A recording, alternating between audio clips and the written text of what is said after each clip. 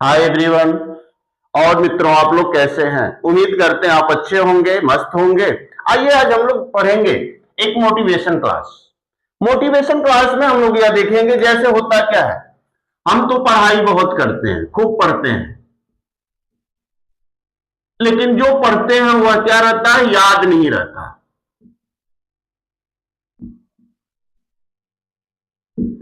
याद नहीं रहता, भूल जाते हैं। और याद भी रहता है तो क्या करते हैं, परीक्षा में बैठते हैं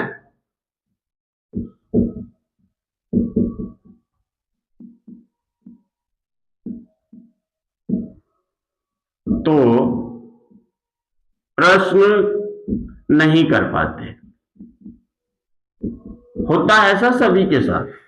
खूब पढ़ते हैं, बड़ी मेहनत करते हैं, रात भर पढ़ते हैं, लेकिन जब परीक्षा में हमको बैठना होता है, प्रश्न हल करने होते हैं, तो हम उन प्रश्नों को नहीं कर पाते। ऐसा होता है ना? अगर ऐसा नहीं होता तो हम परीक्षा में बैठते और तुरंत पास हो जाते। लेकिन होता क्या, हम पढ़ते खूब है लेकिन याद नहीं रहता, भूल जाते हैं। जैसे परीक्षा में जाते हैं, पता चलता है कि और भी प्रश्न आ रहा है, लेकिन उन प्रश्नों को हम नहीं कर पाते। तो देखिए कैसे याद रखें कि कभी ना भूले। आइए उस पर हम लोग बात करेंगे थोड़ा सा। 5 मिनट के वाला टाइम दीजिए और हम लोग इन चीजों को समझेंगे, कैसे याद रखेंगे, परीक्षा में बैठे तो वह चीजें याद हो जाए। देखिए उसके लिए एक मनोवैज्ञानिक थे जिसका नाम था सिगमंड फ्राइड। मनोविज्ञान के हिसाब से हम लोग समझेंगे। किसके हिसाब से? मनोविज्ञान। मनोविज्ञान में देखिए सबसे पहले बताया गया किस प्रकार से पढ़ें तो पढ़ा हुआ याद रहे और परीक्षा में जाए तो अच्छा परफॉर्मेंस कर सके, यानी मनोविज्ञान के हिसाब से देखेंगे। तो आइए, मनोविज्ञान में एक सिद्धांत है जिसका नाम है मनोविश्लेषणात्मक मनोविश्लेषणात्मक सिद्धांत। कौन सा सिद्धांत? तो मनोविश्लेषणात्मक सिद्धांत। दिया किसने? तो सिगमंड फ्रायड ने। सिगमंड फ्रायड महोदय ने एक सिद्धांत दिया जिसका नाम मनोविश्लेषणात्मक सिद्धांत। उसमें उन्होंने किसकी बात की? तो अगर हम बात करें इस सिद्धांत में, तो उन्होंने किसकी बात की है? तो मन की संरचना। और से बहुत बातें हैं, लेकिन मन की संरचना। किसकी बात की? तो मन की संरचना के बारे में उन्होंने बात किया। ठीक है, तो आइए समझते हैं कि मन की संरचना कैसे है और हम कैसे पढ़ें कि हमारे मन में हमेशा के लिए बैठ जाए, कभी ना भूले। तो उसके लिए हम बात करेंगे। बने रहिए आप लोग वीडियो में, निश्चित तौर पे आपको इससे लाभ होगा और आप ऐसे अगर पढ़ेंगे तो याद रखेंगे। ठीक है ना?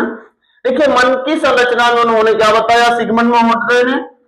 तो जो मन की संरचना के विषय में उन्होंने बताया कि जो हम लोगों के मन है या मन की संरचना है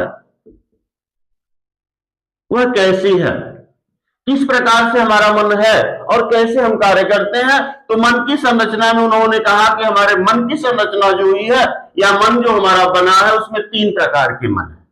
कौन कौन? एक है चेतन मन, दूसरा है अर्धचेतन मन,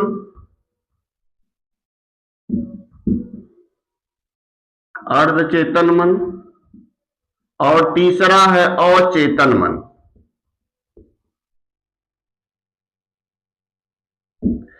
यानी चेतन मन, अर्धचेतन मन और अचेतन मन। मन के कितने रूप? तो 3 रूप। ठीक है, अब बात समझिएगा। उन्होंने मन की तुलना किससे की? तो अगर हम कहें मन की तुलना,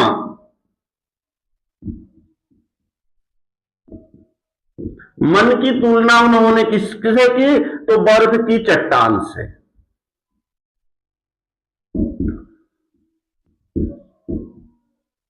बर्फ की चट्टान या हिमखंड। यानी सिगमंड फ्रायड जो महोदय थे उन्होंने कहा जिस प्रकार से हमारा मन है हमारे अंदर, वह उस प्रकार से है जैसे बर्फ की चट्टान होती है। और जब बर्फ की चट्टान को हम लोग क्या करते हैं, जल में देखते हैं ना, बर्फ अगर बर्फ की चट्टान को आप जल में या किसी सागर में डाल दें तो देखिए स्थिति क्या होगी।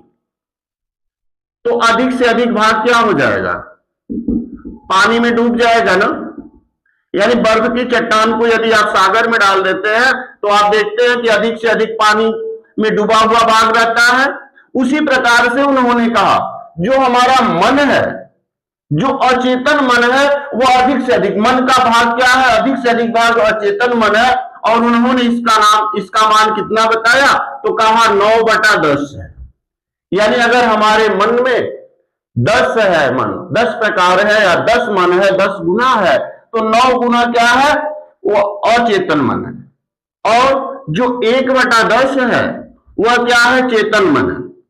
और इसका उन्होंने कोई स्थान निर्धारित नहीं किया अर्धचेतन मन का, लेकिन उन्होंने कहा क्या, जिस प्रकार से जब समुद्र में क्या होती है, लहरें उठती हैं, तो कभी कभी अधिक भाग जल में क्या होता है, डूब जाता है बर्फ का, और अधिक कम भाग दिखाई देने लगता है। फिर कभी कभी क्या होता है, अधिक भाग दिखाई देने लगता है और कम भाग डूब जाता है। यानी अवचेतन मन को उन्होंने किस रूप में माना, तो लहर, यानी जो समुद्र में लहर उठती है तो लहर के रूप में कहा, लहर है। लहर किसके तुलना की, यानी अवचेतन मन की तुलना किससे की, तो लहर से कर दी। और अचेतन मन क्या है, तो जो भाग डूबा हुआ है वह अचेतन मन है, और जो भाग दिखाई दे रहा हुआ क्या है, तो चेतन मन है। सही है। किसने कहा, सिगमंड फ्रायड ने 1600 ईस्वी में। सोचिए 1600 ईस्वी में उन्होंने सिद्धांत दिया और मन की संरचना के बारे में बताया। अब देखिए बात करें तो यह चेतन मन क्या है, तो जो कुछ भी हम वर्तमान में सोच रहे हैं, यानी जो हमारी वर्तमान है, प्रेजेंट में जो कुछ भी है वह चेतन मन है। यह क्या है, हमारी मेमोरी है, या इसको हम कहते हैं जैसे मोबाइल में क्या होता है, भंडार होता है, तो यह भंडार गृह है, भंडार गृह है। और यह जो कुछ हम सोच रहे हैं, जो हमारे मन में तरंग उठ रही है, मन की तरंग है यह।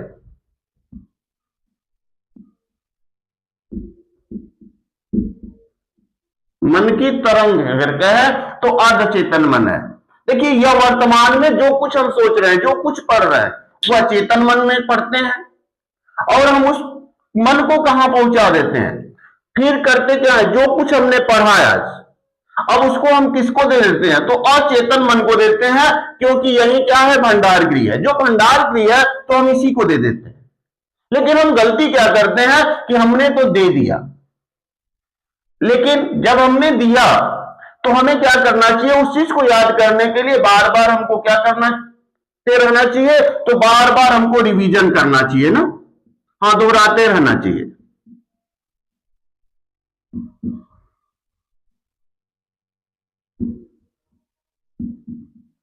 होना चाहिए, क्योंकि हमने अगर दिया है इसको कि आप जो कुछ पढ़े हैं आज, आपने उसको अचेतन मन में क्या कर दिया, भंडार कर दिया, रख दिया, तो हमें क्या करना चाहिए, उससे हमेशा संपर्क स्थापित रखना चाहिए। यानी जिस व्यक्ति का चेतन मन और अचेतन मन से संपर्क अच्छा होगा, जब आप परीक्षा में बैठेंगे तो आसानी से कर लेंगे। हाँ, क्योंकि जब आप परीक्षा में बैठेंगे तो आपको अब इसकी आवश्यकता पड़ेगी, इसकी अचेतन मन की, क्योंकि आपने जो इसको दिया है भंडार करने के लिए, रखने के लिए, जब परीक्षा में आप बैठेंगे तो इससे मांगेंगे कि आप दे दो। लेकिन होगा क्या, अगर आपने बराबर इससे पूछते रहे तो यह देगा नहीं, तो फिर कहेगा उस दिन न कर जाएगा। जैसे होता क्या है, देखिए चेतन मन और अचेतन मन यह क्या है, दोनों एक दूसरे के दयाद है। तो होता क्या, जैसे दयाद अक्सर शादी विवाह में क्या होता है, परेशान करता है ना। अगर आपने जैसे लड़के का बर्थडे किया और एक को पूछ लिया, दूसरे को नहीं पूछा, या गांव के कई लोगों को निमंत्रण दे दिया, अपने दयाद को नहीं दिया, तो होता क्या है, अब दयाद आपको करेगा परेशान, कहेगा अरे जब बेटवा का क्या किए, बर्थडे किए, तो आपने हमको नहीं निमंत्रण दिया था, बगल वाले को दे दिया था। अब जो है शादी पड़ी है तो आप हमारे यहाँ दौड़ रहे हैं, क्योंकि दयाद है, दयाद की आवश्यकता पड़ती है ना जी। तो शादी में जब हमारे यहाँ दौड़ रहे हैं तो वह नकर जाएगा, कहेगा अब नहीं सुनने वाले, अब जो होगी पंचायत होगी। तो देखिए परीक्षा में भी वही स्थिति है, यानी जब आपने चेतन मन में जो कुछ पढ़ा उसको आपने कहां स्टोर किया? अचेतन मन में स्टोर किया, रख दिया। लेकिन आप जब छोटी छोटी चीजें थी तो आपने उसको नहीं पूछा। जब बड़ी परीक्षा में बैठेंगे तो अब कहेंगे अरे हमने जो दिया था वो दे दो, कहां है? तो ये कहेगा अरे कौन सा, कब दिया था? जब छोटी छोटी बातें थी तो उनको याद नहीं किया। आज जो आवश्यकता पड़ी है तो उनको याद कर रहा है, तो वह क्या करेगा? अब आनाकानी करेगा, और 1 घंटे तक आनाकानी कर दिया तो समस्याएं खत्म होगा ना। फिर क्या होगा? हम कर ही नहीं सकते। तो यही होता है। देखिए, यानी कहने का मतलब जो कुछ आपने आज पढ़ा है, आपने अचेतन मन को दिया है, तो आप उससे हमेशा पूछते रहिए कि हमने जो पढ़ा था तुमको दिया है, रखे हो ना? हाँ, अच्छी नई चीजों को पढ़ने से अच्छा है जो चीजें आपने आज उससे पहले यानी परीक्षा से पहले पढ़ा है, उस चीज को एक बार रिवीजन करिए, दोहराते रहिए, पूछते रहिए अचेतन मन से कि जो कुछ हमने पढ़ा था वह तुमने रखा है या नहीं रखा है। देखिए, अवचेतन मन क्या होता है? यह तरंग की तरह है। जैसे हम परीक्षा में बैठते हैं तो समस्याएं क्या हो जाती हैं? सबसे बड़े हम घबराए तो रहते हैं, सबसे ज्यादा हमको घबराहट होती है, कैसा प्रश्न होगा, क्या होगा, कितना हार्ड। अब जीवन का आखिरी वर्ष चल रहा है, पता चलेगा जीवन का नहीं, हमारे अगर कहें परीक्षा का आखिरी वर्ष चल रहा है, यानी अब लास्ट एज बची है, तो एक टेंशन यह भी होगा कि इस बार नहीं होगा तो और समस्या। यानी मन में जब हमारे हलचल ज्यादा होंगे, तनाव ज्यादा आप लेंगे, तो यह लहरें क्या होंगी? बड़ी तेजी से चलेंगी। कभी कभी जैसे होता है ना कि आपके सामने प्रश्न आता है और आप उत्तर को देखते हैं कि प्रश्न है तो उत्तर ए, बी, सी और डी, 4 उत्तर आपको दिखाई देते हैं, ऑप्शन 4 तो दिखाई देते हैं, तो आपको लगता है ये तो हमने पढ़ा था, ये तो हमने पढ़ा था, लेकिन इसका ऑप्शन ए वाला सही होगा कि बी वाला सही होगा? 2 तो ऑलरेडी कट जाते हैं, लेकिन 2 ऑप्शन में हमेशा समस्याएं रहती है कि ये वाला होगा कि बी वाला होगा, या सी होगा या डी होगा। 2 तो आप ऐसे नकार देते हैं कि दोनों नहीं होंगे, लेकिन 2 में हमेशा कंफ्यूजन होता है। और कभी कभी गलती से आप क्या करते हैं? ए वाले को रंग देते हैं, तब पता चलता है, अब जब रंग लेंगे इसको तो पता चलेगा नहीं ये तो ऑप्शन बी था, हमने गलत रंग दिया, क्योंकि ऑप्शन बी था, हमने यहां गलत कर दिया। तो गलत क्यों किया? क्योंकि हमने उस चीज को मन से नहीं पढ़ा था और हमारे दिमाग में क्या था? बहुत तनाव था। तो अब कभी भी परीक्षा दीजिए तो एकदम क्या होइए? रिलैक्स मूड में हो जाइए ना जी। सबसे पहले परीक्षा दीजिए तो आप रिलैक्स मूड में होइए,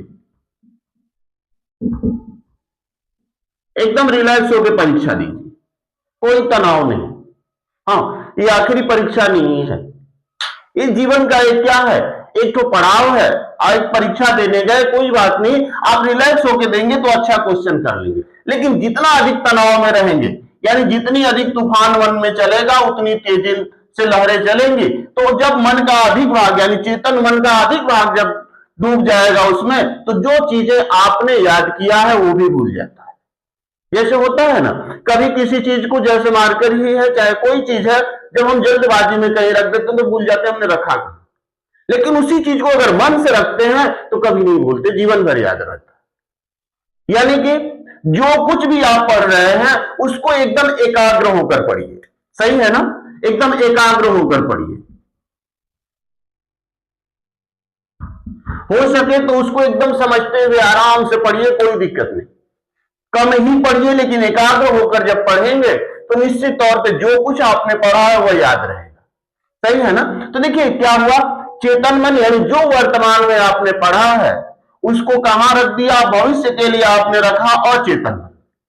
तो उससे पूछते रहिए कि हमने जो आज पढ़ा, कल पढ़ा, परसों पढ़ा, 1 हफ्ते बाद पढ़ा, 1 हफ्ता पहले जो हमने पढ़ा था, तुमको दिया था तो तुमने रखा है कि नहीं रखा है? तो उसको दोहराते रहना चाहिए, रिवीजन करते रहना चाहिए, पूछते रहना चाहिए कि हमने जो तुमको दिया है रखे हो ना सही से।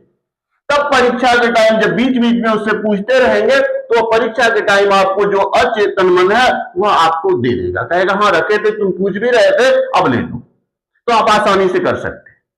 जब इन दोनों का संपर्क बहुत अच्छा होगा तो अचेतन मन कुछ नहीं कर पाएगा, क्योंकि तब हमारे दिमाग में लहरें कम चलेंगी, यानी आधी कम चलेगी, तो निश्चित तौर पे हम क्या कर सकते हैं? जो कुछ भी पढ़े रहेंगे, जो कुछ भी प्रश्न में आएगा उसको बड़ी आसानी से कर लेते हैं। कभी कभी देखिए जैसे होता क्या है, कभी कभी क्वेश्चन आता है कि फला व्यक्ति है, उसने क्या किया, अपनी पुस्तक थी उसको उसने अपने मित्र को दे दिया, लेकिन उसने जल्दबाजी में दे दिया मित्र को, और घर जाके अलमारी में खोजा, कहां कहां खोजा, अंत में थक हार कर बैठा तो उसको याद आ रहा है हमने फला व्यक्ति को दिया था। तो वही स्थिति है, यानी अगर किसी चीज को आप जल्दबाजी में कर देते हैं तो वह चीजें हमेशा क्या रहती है, याद नहीं रहती। तो आप कोई दिक्कत नहीं, थोड़ा कम पढ़िए चलेगा, कम शब्दों को याद करिए चलेगा, लेकिन उस चीजों को, जिन चीजों को आप पढ़ रहे हैं उसको क्या करिए, उसको मन से पढ़िए। सही है। तो आज के लिए इतना ही मित्रों, अगले वीडियो में कुछ अच्छे मोटिवेशन के साथ आएंगे, तब तक के लिए धन्यवाद।